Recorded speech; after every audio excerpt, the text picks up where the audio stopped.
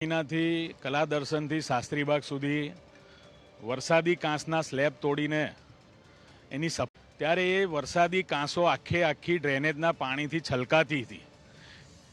એનું કારણ જાણવા માટે અમે છેલ્લા 3 મહિનાથી આ જ વિસ્તારનો આખો સર્વે કર્યા બાદ રૂપારેલ કાંસમાં જે આ મહાનગરના નાળા પર આપ જોઈ રહ્યા છો કે ડ્રેનેજના પાણી છોડવામાં આવે છે, એ મુખ્ય કારણ છે. ને એ ડ્રેનેજના પાણી છે કલા દર્શન 4 રસ્તા સુધી બેક મારે છે વરસાદીમાં.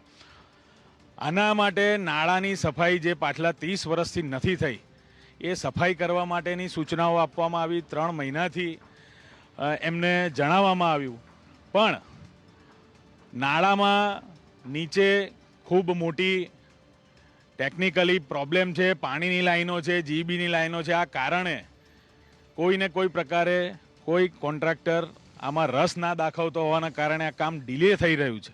ત્યારે અમે ટેમ્પરરી પંપ મૂકીને નાળું સાફ કરવાની જે વર્ષોથી અહીંયા વ્યવસ્થા કરવામાં આવી છે, એની ગઈકાલે અમારે રજૂઆત કરવી પડી હતી.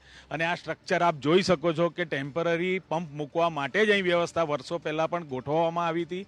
ઓટલા છે, અહીંયા જીબીના કનેક્શન પણ ઉતરેલા છે. પંપ મૂકીને આજે રજૂઆત જ્યારે અમારે ઉગ્રતાથી કરવી પડી, ત્યારે મશીન અને પંપોની આજે વ્યવસ્થા કરીને કામગીરી ચાલુ કરી રહ્યું છે કોર્પોરેશન.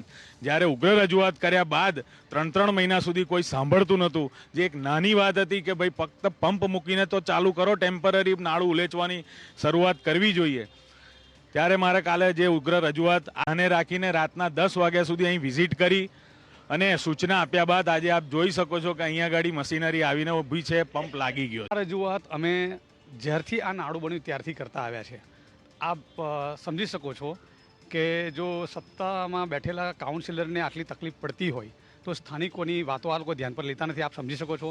અને જ્યારે નાળું બન્યું ત્યારે જ અમે ટેકનિકલ કીધું હતું કે એ વચ્ચે દિવાલ ઊભી કરી છે, જેને કારણે આપ જોઈ શકો બધો જ કચરો ત્યાં ભરાઈ રહે છે. બાજુમાં સ્કૂલ છે, દવાખાનું છે, સોસાયટીઝ આવેલી છે, આ તરફ પણ લોકો રહેઠાણમાં રહે છે. તો આ એક ખોટી ટેકનિકલ બહુ મોટી ખામી છે. અને જે આજે પેપરમાં વાંચ્યું કે કમિશનર સાહેબે કીધું કે પંપથી પાણી ઉલેચાશે, પરંતુ તમે જોઈ શકો છો કે આ કચરો તો ત્યાંનો ત્યાં રહેવાનો છે. પાછળ બેક મારે છે, આગળથી દિવાલ છે. એટલે આનું કાયમી નિરાકરણ આવે તો જ આપણું આ જે વિસ્તાર છે એ સ્વચ્છ બનશે.